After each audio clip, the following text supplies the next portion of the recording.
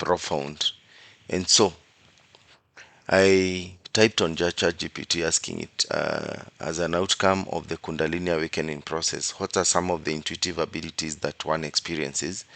And this is in the context of discussing the outcomes of the Kundalini awakening process, because the John, as you're describing intuition and the intuitive abilities that one gains from these processes of meditation, yoga, and so forth, you must understand that when Buddhist masters and yogis talked about these things, they had little to do with gaining psychic abilities. Psychic abilities have never been an emphasis of any straightforward teacher of wisdom. The emphasis is in transforming your being. Okay? And I will read what ChatGPT says. And I will start.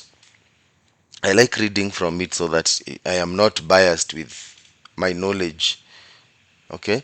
So that it is a universal concept that we are discussing. And I will read. When Kundalini awakens and purifies the channels of body and mind, it does not merely bring heat, visions, or bliss. It also opens intuitive capacities that lie dormant in ordinary consciousness. In traditional yogic and Buddhist literature, these are sometimes grouped under siddhis, or extraordinary abilities, or abhijna, that is higher knowledges. They are not the goal, but they can appear naturally as side effects of deep awakening.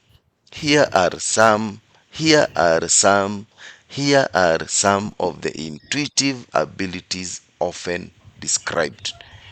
Okay, and we are just okay with a few examples, then we can figure out the rest. Number one, heightened empathy and sensitivity.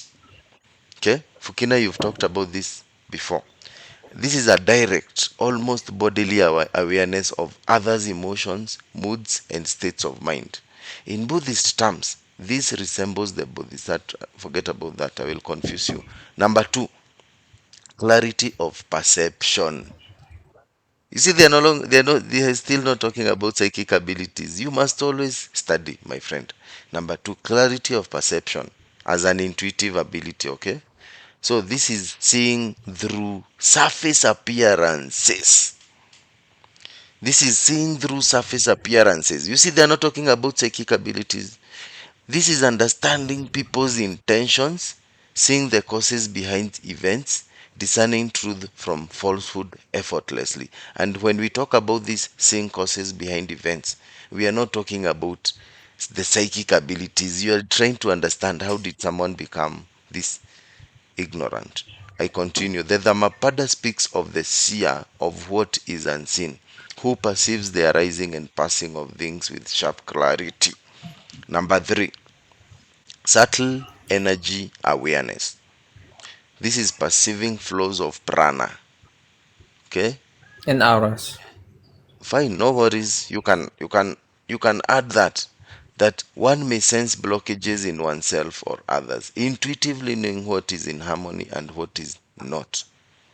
Okay, and when I'm educating people about these things, I'm talking about not just, when you have seen an aura in somebody, then what next? And I think there's someone who also asked that yesterday. So what I'm talking in the context of everything I say is that when you're sensing like blockages in this context, you're able to see, for example, the guy we are saying that had joined yesterday our chat. I'm able to see what is blocking his self realization. You see, I'm not interested in his auras, his chakras. That is just not important in the process of someone's awakening. But when I talk about Yeah, being able, blockages, no, mhm, let me finish, blockages is and being then we able come to to. read energies and It's okay. chakra blockages. Okay, it's okay. I can go on and then we can come back to the interpretation, because I come from a Mahayana background. Now, number four, intuitive knowing. Okay? And I want you to pay attention. Intuitive knowing, sudden flashes of understanding, insights that bypass reasoning. Okay? There is nowhere they have talked about some going to someone and then they're telling you about your future or your past. Okay? And I continue. This resembles what Mahayana texts call prajna, wisdom that directly intuits the nature of emptiness without conceptual effort. I hope you'll not forget that. Let me copy. Let me copy it and I'll put somewhere here in the chat box. That is prajna. That is prajna. Okay? This is wisdom that directly intuits the nature of emptiness without conceptual effort. Number five, precognition. Now, this is where your answer comes in. You see, precognitions or dream visions, vivid dreams or sudden foreknowledge of events. In both this, Still, it's okay. I'm not refusing. Kindly note that I usually don't refuse these things. I only say that there are many products of awakening, but people, because of their greed, only focus on the psychic aspect of awakening. And you see, this psychic, you will never make any, you will never be able to transform the world with those abilities. There is no miracle that you will do to change the world. It is only by transforming the hearts and minds of people that you're going to change the world.